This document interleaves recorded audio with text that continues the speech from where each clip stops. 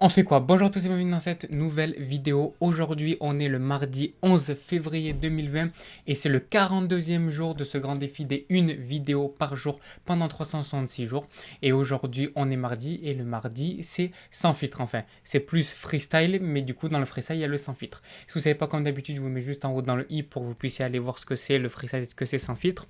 Alors là, comme vous pouvez voir derrière moi, c'est pas le, je veux dire, c'est pas le décor habituel parce que c'est le décor quand je fais le live. Bon, je vous en reparlerai de toute façon.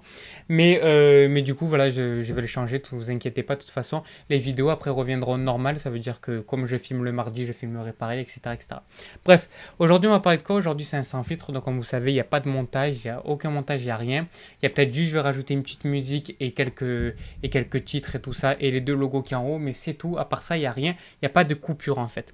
Donc, même si je fourche dans ce que je dis, etc., etc., ben, ça sera laissé au montage. Un peu comme si on était en live, sauf que c'est pas du direct, voilà. Alors aujourd'hui, on va parler de quoi? Aujourd'hui, j'avais envie de parler de quelque chose avec vous qui est tout simplement du paradoxe et du paradoxe de langage. Parce que il y a quelque chose qui est sûr, c'est que les êtres humains sont hyper comment on dit ça? Paradoxal? Ouais, c'est ça. Les humains sont hyper paradoxales. Ça veut dire qu'en fait, nous, on est comme ça. Ça veut dire que à chaque fois qu'on va faire quelque chose, la plupart du temps, on va dire quelque chose et après, on va pas faire ce qu'on a dit. Et donc, du coup, on a vraiment ces paradoxes-là. Mais aujourd'hui, je voulais pas vraiment parler de ça, plutôt du paradoxe par rapport au langage, à ce qu'on peut dire, donc par rapport à ce qu'on dit, en fait, de nos mots, de ce qu'on dit. Par rapport à ce qu'on dit, finalement, après, qu'est-ce qu'on fait? Et c'est vraiment ce truc-là. Des fois, il y a un vrai paradoxe et je voulais vous parler de ça avec vous pour voir finalement ce paradoxe, est-ce qu'il est si mauvais que ça, puisqu'on l'a tous, est-ce qu'il faut l'accepter ou vaut mieux le rejeter? Et vous allez voir après mon avis par rapport à ça.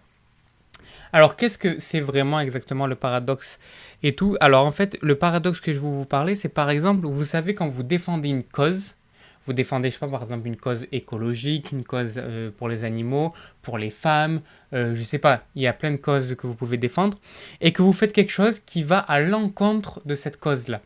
Eh bien, la plupart du temps, on se sent mal pas par rapport à nous, on se sent mal par rapport au regard des autres. Ça veut dire que quand vous êtes dans un, je vais dire en fait, dans un état d'esprit, c'est parce que c'est pas là on parle pas de religion, on parle pas de trucs comme ça, mais on peut parler de religion de pensée. C'est qu'en fait, par exemple, imaginons que je suis à fond pour l'écologie, ok, je suis vraiment à fond dans ça et tout, et puis d'un coup, on me propose un travail, ok. Imaginons on me propose un travail où je dois par exemple faire du plastique. Je dois créer du plastique dans une usine où je dois emballer des choses dans du plastique. Ok, imaginons ça. Mais là, moi, en vrai, ça va pas trop me déranger. Je dis, bon, ok, c'est pour la planète, mais au bout d'un moment, j'ai pas de sous. On me propose un travail, je veux le faire, oui. Alors, la plupart du temps, quand vous allez vous dire non, c'est parce que vous allez penser au regard des autres et à ce que vont penser les autres de ce que vous faites par rapport à ce que vous avez dit. Et dans ce truc-là, dans cette configuration-là, nous on le fait aussi. Ça veut dire que si on voit quelqu'un qui est hyper écolo, il fait attention et tout, et puis d'un coup on le voit travailler dans ça, on va dire quoi, t'as fait ça? Mais t'es parti complètement en vrille et tout, pourquoi tu fais ça? Ça veut dire que ça y est, tu es plus du tout écolo, t'es plus dans ces trucs-là. Donc tu m'as pris la tête avec ces trucs alors que pour finalement tu es pas du tout dans ça. Parce que tu vas travailler dans des usines qui eux produisent du plastique à fond. Donc en fait, et c'est vraiment ce truc-là. Et ce qu'il faut se rendre compte, c'est que nous, tous, enfin en tout cas moi et je sais que la plupart des gens l'ont, nous tous, on a ce regard-là sur les autres. Ça veut dire que quand les autres, ils font ça, quand les autres, eux, vont faire quelque chose qui va à l'encontre de ce qu'ils ont dit, alors directement on va leur tomber dessus en disant ah voilà, tu tiens pas tes paroles, tu dis genre ça, en plus tu m'as pris la tête parce que la plupart du temps quand on a une conviction, on le fait tous, quand on a une conviction, on veut convaincre les autres de changer, tout simplement parce qu'on a une conviction. Donc quand on a une conviction, on veut convaincre les autres, ça c'est normal. Et du coup, dans cette action-là, la plupart du temps, par exemple, dans le truc d'être écolo, on va casser la tête aux gens, entre parenthèses, parce qu'on va leur dire de changer leur habitude. En gros, ah, tu fais ça, c'est pas bien, tu fais ça, c'est pas bien, tu fais ça, c'est pas bien, etc., etc.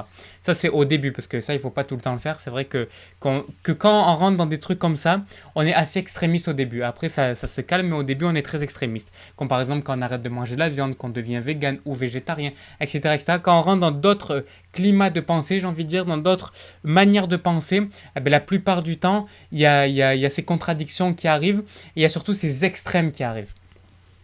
Et du coup, ces contradictions-là, il faut les accepter ou pas? Mais moi, je vais dire tout simplement oui, parce que nous-mêmes, on le fait. Ça veut dire que moi, je sais que j'ai eu une phase dans ma vie où j'étais beaucoup avec l'alimentation. Et je critiquais un peu tout ce qui passait, en fait. Mais j'avais pas de contradiction au sens que, en fait, tout ce que je disais, je le faisais. Ça veut dire que moi, tout ce que je disais aux gens de ne pas manger, ben moi, derrière ça, je le mangeais pas. Par contre, si un jour, j'allais manger cette chose-là. La plupart du temps, je n'allais même pas voir si ça allait me faire du mal pour ma santé ou quoi. J'allais voir à ce que pouvaient penser les gens, qu'après j'allais leur dire que j'ai fait ça en fait. Et ça, je me rends compte de plus en plus. Ça veut dire que pendant des mois et des mois, je l'ai fait, et même encore il n'y a pas longtemps, je le fais encore un petit peu. Parce qu'en fait, quand on est dans ces choses-là, on ne s'en rend pas compte. En fait, moi, pour moi, il faut accepter ces paradoxes. Parce que quand on accepte ces paradoxes, on sort des extrêmes. Parce que si on ne veut pas accepter les paradoxes, c'est qu'on est encore dans des extrêmes et on est dans des religions de pensée. Et quand on est dans une religion de pensée, on n'est pas libre. On ne peut pas penser par nous-mêmes. Tout simplement parce qu'on est régi par rapport à quelque chose, de se dire qu'est-ce qu'ils vont penser les gens. Je rembobine. Que vont penser les gens de moi, ils vont se dire. On va se dire que vont penser les gens de moi. Mais en fait, finalement, on s'en fout de ce que les gens vont penser de nous. Parce qu'ils ont déjà quelque chose qu'ils pensent de nous. Et la plupart du temps, ce que les personnes pensent de nous, eh ben, c'est pas du tout nous ce qu'on pense que eux ils pensent de nous. Bon, c'est un peu compliqué, mais en gros, je veux dire, la plupart du temps, on s'est dit, ouais, cette personne, elle va penser en mal sur moi. Et peut-être qu'aujourd'hui, avec ce que tu fais, elle pense déjà en mal. C'est parce que c'est nous, de l'interpréter comme ça, qu'on pense que ça va moins bien se passer. Ouh là là, bienvenue dans mon univers, j'espère que vous avez compris ce que je voulais dire. Non, c'était un peu compliqué, mais c'était pour expliquer en fait ce truc-là. En fait, on s'en fout complètement de ce que disent les autres. Il faut juste faire par soi-même. Je sais qu'on le répète tout le temps. Moi, on me l'a répété, je disais c'est une connerie et tout, mais c'est totalement vrai en fait. Il faut juste faire par soi-même. Et pour ça, il faut juste sortir en fait de ces dogmes, de ces religions de pensée. Que ça soit, en fait, quand je parle de religion de pensée, j'ai absolument rien contre les vraies religions. Quand je dis religion, je veux dire un cadre fermé. On va plus parler de dogme au lieu de religion. Parce que ça n'a rien à voir du tout avec les religions. Moi, je respecte les religions de tout le monde. C'est juste, je parlais de religion de pensée. Parce que religion, c'est un peu le truc fermé où, en fait, vous restez dans ça et vous ne changez pas de pensée.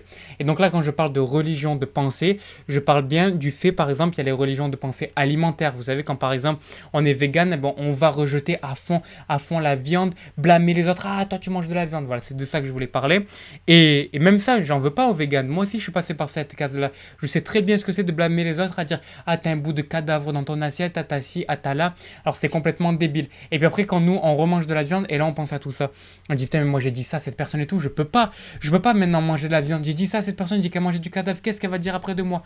Et du coup, en fait, le fait d'avoir fait ces extrêmes-là, après, vous allez avoir beaucoup plus de mal à repartir en arrière en fait. Parce que puisque vous avez fait ces extrêmes aux autres, vous allez vous dire si jamais moi je fais ce que je lui ai reproché, il va se dire mais il est complètement fou. Vous voyez un peu le truc? Donc c'est pour ça que ça c'est assez compliqué comme truc dans les pensées. Et ça la plupart du temps c'est quand on est dans des dogmes. Quand on est juste tout simplement dans des trucs où on n'arrive pas à sortir et des climats de pensée. Voilà, c'est tout. C'est des dogmes, c'est complètement des dogmes. Et il faut sortir des dogmes parce que quand vous êtes dans des dogmes, vous n'êtes pas libre. Pourquoi? Parce que vous avez une seule façon de penser. Voilà, c'est un peu mon avis par rapport au sujet. Voilà, ce petit sans filtre, pas très long. Voilà, un petit 8 minutes. Au moins, vous pouvez consommer ça ce soir tranquillement en train de manger sur votre lit en faisant exactement ce que vous voulez ou quand vous vous réveillez le matin, vous pouvez regarder ça l'après-midi, un peu quand vous voulez. Nous, on se retrouve demain. Demain, c'est mercredi et c'est sujet. Allez, ciao!